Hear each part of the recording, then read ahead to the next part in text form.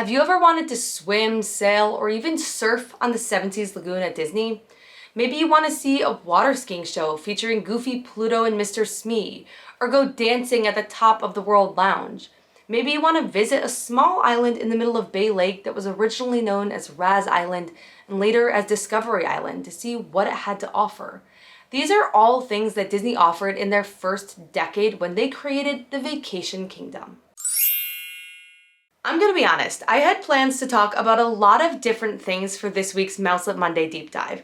I wanted to talk about the Discovery Island Zoological Park that Disney abandoned in 1999.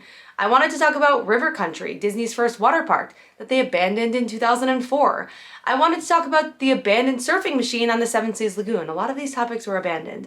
I wanted to talk about why Disney hasn't expanded the monorail yet. I wanted to talk about a long-lost resort that I discovered during my research from last week's video, but I realized I can't talk about any of these topics because all of them are grounded around one larger topic, and that is the Vacation Kingdom.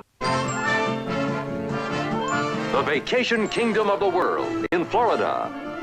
Walt Disney World opens October 1971.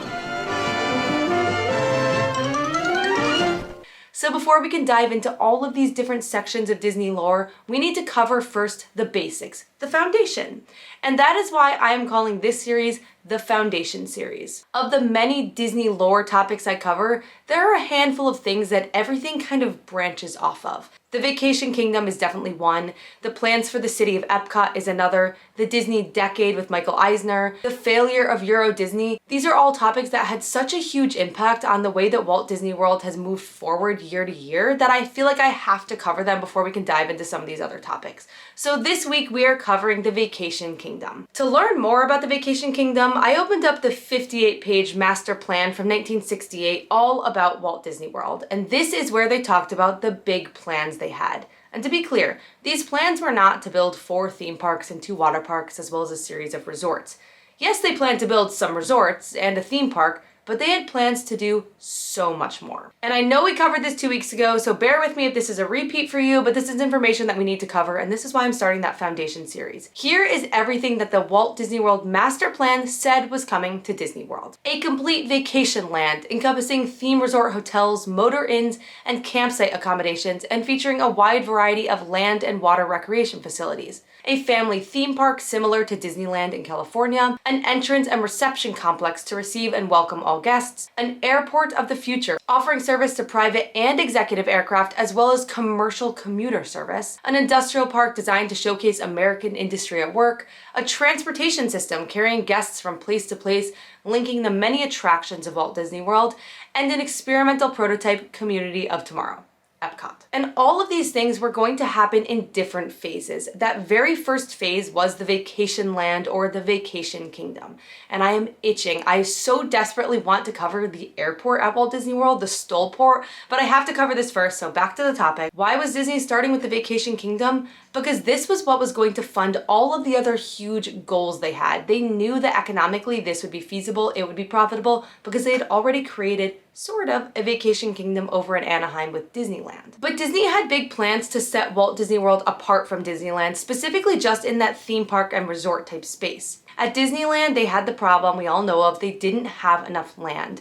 When they built Disneyland, they had some big parking lots, they had the Disneyland Hotel, but then all around the property, all of these other businesses and hotels sprung up competing with Disney. People would stay at those other resorts, they would visit Disneyland maybe for a day or two, but they wouldn't really use Disneyland as their home base for all of the different attractions in California and the Los Angeles area, and Disney wanted to change that with Walt Disney World. So let's get into a Vacation Kingdom overview. This is what the master plan said about the plans for the theme park Vacation Kingdom. In the master plan, Disney said that a completely new kind of vacation experience will be offered to Florida visitors and residents alike when Walt Disney World opens in October of 1971. Conceived as a destination resort for the traveling vacationeer, Phase 1 of Walt Disney World's development will be built around proven success, a theme park that will include many unique attractions of its own, as well as some of the most popular features of California's Disneyland. But here is the most critical part about the Vacation Kingdom in the next paragraph. In this complete vacation land, the new Magic Kingdom theme park will be just one of many entertainment and recreation attractions. In Walt Disney World, guests will not only play, but also stay in a vacation kingdom that caters to the needs of visitors who might stop by for only a day, or guests who stay for a week or more and use Walt Disney World as the headquarters for their vacation in Central Florida. But before we can dive into some of the promises of the Vacation Kingdom, we need to dive into what Orlando, Florida was like in the late 1960s and early 1970s, because it was not at all what it is like today. In the late 1800s, Orlando was prominently dominated by one industry, and that is the citrus agricultural industry. Several large growers dominated this citrus business, and that provided many of the jobs in the area. But following World War I, the United States was in a period of prosperity, and many tourists began using their brand new automobiles to travel south to Florida. Many of them stayed, and the population grew from 9,000 to 27,000 in just 10 years. And while the Great Depression did slow things down, in the 1940s, something big happened. The Orlando Army Air Base replaced the very small airport at that time. Soon, builders began building inexpensive homes for all of the new industry popping up, with servicemen returning back from the war, and the population grew to 50,000. And then, I love when my civil engineering background ties in with my Disney background, the creation of the Eisenhower Interstate System. Interstate 4, or I-4 as it's known, was created in the mid-1950s, and this had a massive impact on Florida. In fact, the interstate system actually had one of the largest impacts of any project in the entire world on how people traveled around the United States. But I know this is a Disney channel, this isn't a highway and roadway channel, so I'll keep it focused on the next big thing that came to Florida, which was Cape Canaveral. The space development program came to Cape Canaveral, and it was just an hour away from where Walt Disney World is based today. And soon, more and more businesses began springing up in the area. And while agriculture remained one of the main industries, tourism began to increase.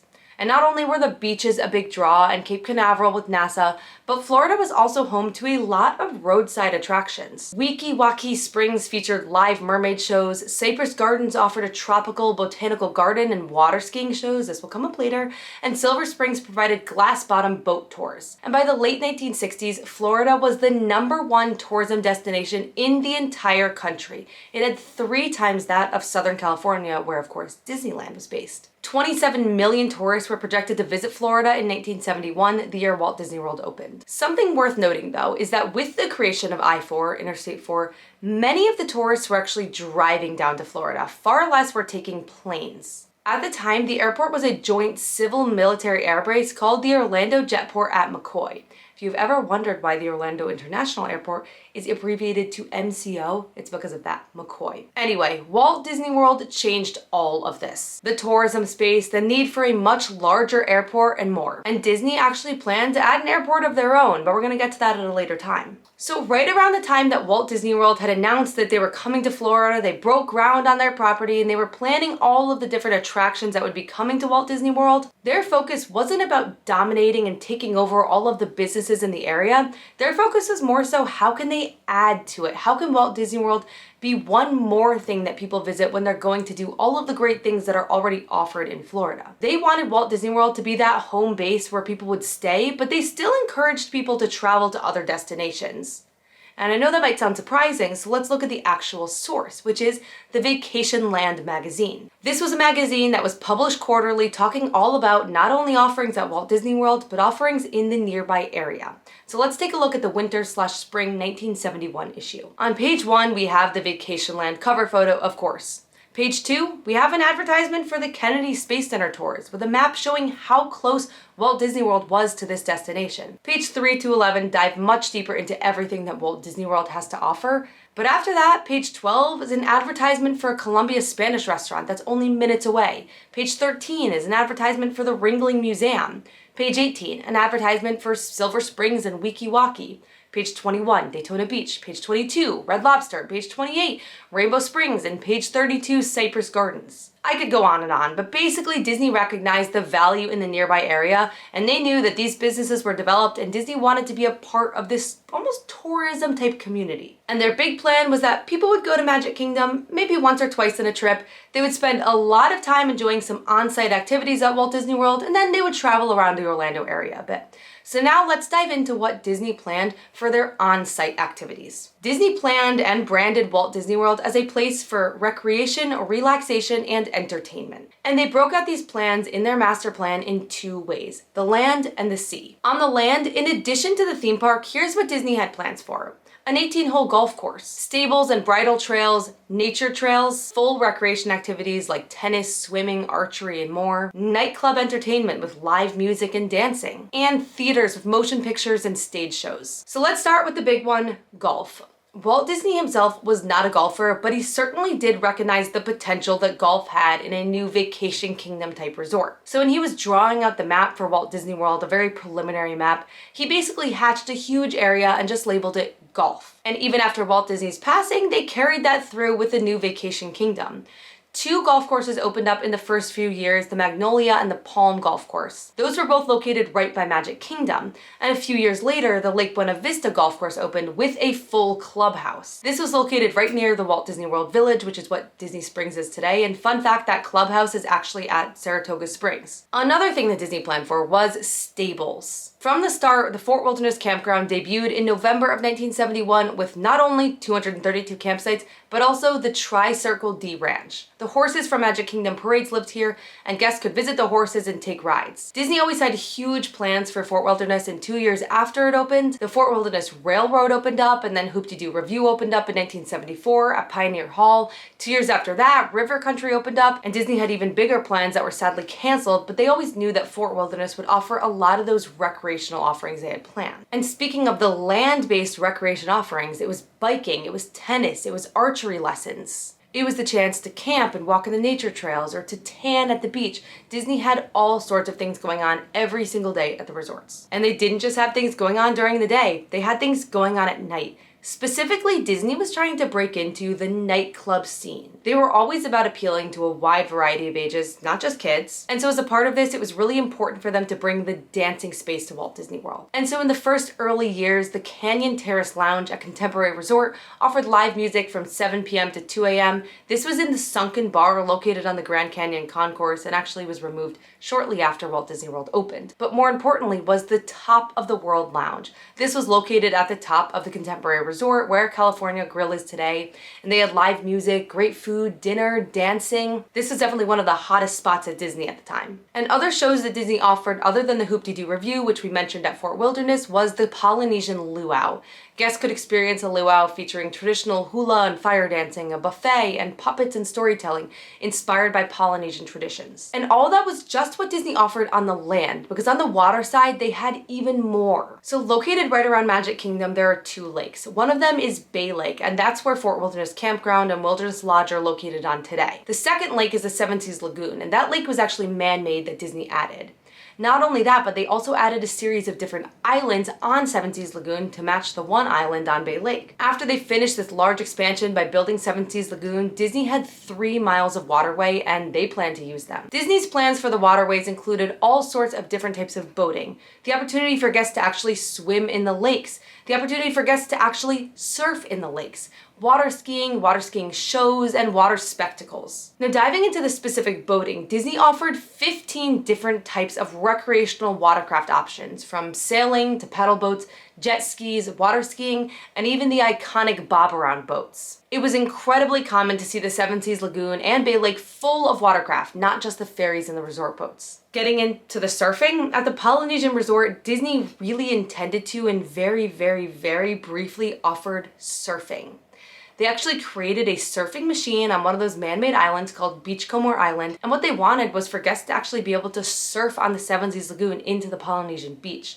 This is a whole nother deep dive that we will cover because there's a fascinating history and lore behind it, but just know that Disney did have plans for surfing and they even drew it on their map. It was very common to see guests enjoying not only the swimming pools, and Disney did put a lot of emphasis in building luxurious swimming pools with a water slide at the Polynesian Resort, an Olympic-sized swimming pool at Contemporary Resort, as well as a circular teen pool that played all sorts of rock music. But they also wanted guests to swim in the lakes. And actually, guests probably utilized the lakes more than they did utilize the pools. Disney actually created beaches that had pristine white sand. When they were developing Walt Disney World, they dredged Bay Lake to basically clean it all out. And at the very bottom of it, they found the whitest of sand. So they used that to actually create the beaches at the Polynesian, the Contemporary, and at the campground. It was incredibly common to see the beaches full of people using chairs and towels to tan in the sun, and also swimming in the lake, diving off of docks. Disney had worked very hard to make sure that this water felt clean and clear, kind of like what people would see at an ocean just an hour away. And according to Bob Gurr, they removed something like 5,000 alligators just to make sure that the water was clear. And you actually could swim at the Walt Disney World lakes up until the mid-1990s to the late 1990s, and then it was taken away not only for the risk of snakes and alligators, but also because of bacteria in the water. Coming to another deep dive near you, but this was a core part of Walt Disney World's recreational activities for a long time. At nighttime on steamboat paddle wheelers, Disney offered moonlight and sunset cruises. They offered 1.5-hour cruises that had live entertainment and cocktails on board, and they also offered dinner cruises on yachts and aqua homes and cocktail cruises. One of the early recreational activities that they pushed the hardest was the World Cruise that would launch right from Magic Kingdom and take you all around the Seven Seas Lagoon and the Bay Lake, as well as Discovery Island. And speaking of Discovery Island, probably most iconically, Disney took an island originally named Raz Island and then renamed to Riles Island, and then they bought it and they called it Treasure Island, and then it became Discovery Island. But it was a miniature zoological park where guests could go and visit for the day. They could picnic, there was a small snack stand, and Disney brought in all types of different animals like tortoises and birds for guests to see. Think Animal Kingdom before Animal Kingdom. And not only could guests actually experience what was on the waterways, but Disney also provided them 2 different shows. The first was their water ski show. Remember I told you that Cypress Gardens would be coming again later? Cypress Gardens was a destination right near Orlando, Florida that had amazing water skiing shows. And Disney actually poached some of their water skiers to come to Walt Disney World and perform in their own show. This show would feature Pluto and Goofy and sometimes Mr. Smee or other characters, as well as all sorts of water skiers. They would travel all around the Seven Seas Lagoon and Bay Lake, going off of ramps and using parachutes, performing amazing water skiing tricks. And the other show that Disney offered was a nighttime show, the Electrical Water Pageant, which was one of the early opening day offerings that Disney had, and one of the few things that have actually stuck around in the past 50 years. One of my personal favorites as well. So you could tell there was a lot to do in the Vacation Kingdom, but not enough for Disney's eyes. Because in 1975, Disney added the Lake Buena Vista Shopping Village, or the Walt Disney World Village, or as you might know it, Downtown Disney, or now Disney Springs. This was a shopping, dining, and entertainment district for those who weren't actually in the park. They planned for this to be used for tourists, as well as a nearby residential development that was going to be located on Walt Disney World property. They also had plans to expand the monorail to this area, but they never did. After building the Lake Buena Vista Shopping Village, Disney kind of put a hold on building new resorts and new activities. Their next large expansion was actually building Epcot Center. And this resulted in one of the largest shifts from the original master plan that called for phase 1, phase 2, etc. into something completely different, because they scrapped those plans for the city of Epcot and instead started focusing on theme parks. And in Disney's eyes, the Vacation Kingdom was incredibly successful. While many of these original activities have been removed or abandoned, like the surfing, Discovery Island, River Country, Disney does still push for guests to stay on property with all sorts of other activities. And thank you for joining me on our first foundational deep dive. As you can probably see from this video, the Vacation Kingdom sets us up to cover so many different topics, many of which I teased in this video. So I'm gonna let you pick what we do next for Mouselets Monday. Do you wanna talk about the abandoned surfing machine at the Polynesian Resort? Do you want to talk about why Disney has never expanded the monorail system? Or maybe the history of Epcot Center and the city as a whole? Or Walt Disney World's abandoned Stoleport Airport that is still on property? Or maybe one of the many other things that I briefly mentioned in this video? You get to pick. Let me know in the comments what we should cover next. The choice is really yours. So thank you for being here and watching this video and sticking with us as we dive deeper into some of these amazing Disney topics that I just love to cover. And I will see you all next time with whatever topic that you pick. Bye!